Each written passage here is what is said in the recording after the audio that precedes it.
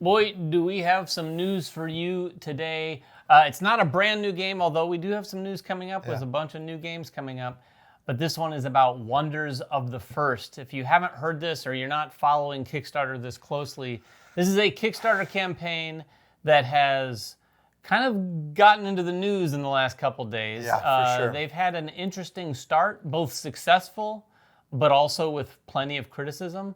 And now they've been faced with Kickstarter basically telling them that they have 48 hours to themselves cancel their campaign or that Kickstarter might take action. Yeah, this project has been a point of controversy for a while. A couple weeks, anyway. And to be honest, and to be totally fair to the project, a lot of that is based on where you stand on AI. AI was used in AI was used, but that is not what eventually led to their Kickstarter ban. And also, I do want to be clear, too, because we've done a little bit of research into this, and I think it's worth noting, first of all, Kickstarter is not just banning them.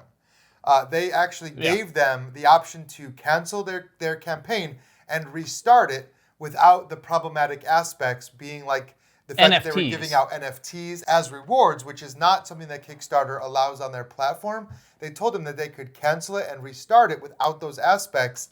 And in return, they said, we're not going to do that, ban us. Yeah. So I think saying that Kickstarter is banning them it's slightly unfair, or at least it's not the whole story. It's not the whole story. And they've even defended that to some degree, suggesting that there have been plenty of other campaigns that have involved NFTs in some way, shape, or form. Now, that may have been some time ago, and Kickstarter may have changed their policy on that. I think it was like somebody pointed out, like 2022 was when they firmly came out, because originally even Kickstarter was like, we're investigating blockchain. We're investigating redoing our web. I don't know if you guys remember that controversy. They were getting on board. They were like, we're on board. We're going to redo our whole website on blockchain. And the amount of uproar was so huge, they actually doubled back and said, okay, we've taken into your concerns. We've looked at the sustainability, all the issues. We've decided not only are we not doing blockchain, we're not going to be doing projects that use blockchain in the future.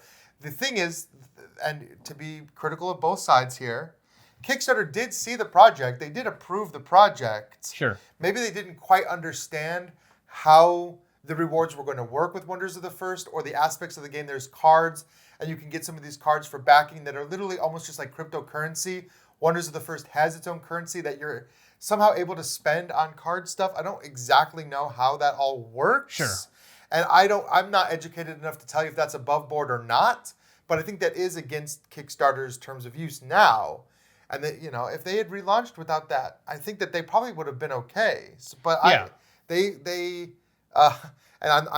quoted saying that they said Kickstarter could kick rocks and just ban them. That's a direct quote. It sounded like they were standing firm. I mean, there were some other things with their campaign that I think rose a few eyebrows at first. I think as we look at it, it does raise our eyebrows a little bit. This is a campaign that launched and in a matter of moments had hundreds of thousands. $400,000 raised almost immediately. Very quickly. And there's a tier that's $8,000. And they have how many people now doing that? A lot now, but they had something like 20 instantly. 20 to 40. I think maybe 40 backers instantly backing at the $8,000 pledge as soon as it opened. And this was an unproven, they didn't have gameplay of the game. Right. So this is I think, first-time publisher. They don't have any sort of track record. So take that for what it's worth. It did raise our eyebrows a little. It raised eyebrows, but again, ethically, you can look at that either way. Sure. But again, I mean, I can't say that other projects are not front-loading their campaigns with investors that are already ready to buy in. Everyone's working that machine a little bit. So, but it did raise eyebrows. Like, they had no gameplay videos. They had nothing. In fact, they really just kind of came out of nowhere. It was an NFT collection. All this artwork was an NFT collection, and they've decided to print it off and make it into a card game. So I think part of the reason eyebrows were raised was because this was very much a product first, then let's work on gameplay, instead of most projects being the other way around. But again, obviously some people, a lot of people, over $1 million worth of people, don't take issue with that. Yeah, I mean, publishers want to make money, but sometimes when some people perceive something starting with the money-making aspect first, and then let's figure out what we're going to sell, that, of course, raises some eyebrows. So take a look at the campaign. It is still up as of now. As of the time we're recording this anyway. If you see this video anytime soon, take a look to see if the campaign's still up. We've shared some images of it so you can get an idea of what it looked like. You know, you can look at the art, and it does look slick. It's a very slick-looking product. I mean, but you know, AI can do some pretty great things, like pretty crazy-looking artwork. And there have been some other collectible card games very recently that have done very, very well in some big numbers that also kind of like walk along the lines of like digital ownership and things like that. Not exactly NFTs, but you get the idea. But yeah, let us know what you think about this whole situation. This is not the kind of thing that we typically cover, but a lot of people are talking about it right now. So we wanted to take a closer look at the campaign and investigate a little bit. It'll be interesting to see how this shakes out. Well, yeah, and if you are a fan of Wonders of the First, if you're one of those backers that, I mean, I would love to hear from you guys too, your perspective. They are giving people a chance to still get the game. This isn't necessarily the end of this game. They're kind of moving everyone to another site. I think even their website. Trying to anyway. Like basically turn it into more pre-order. Yeah, it's a little bit of a mess right now.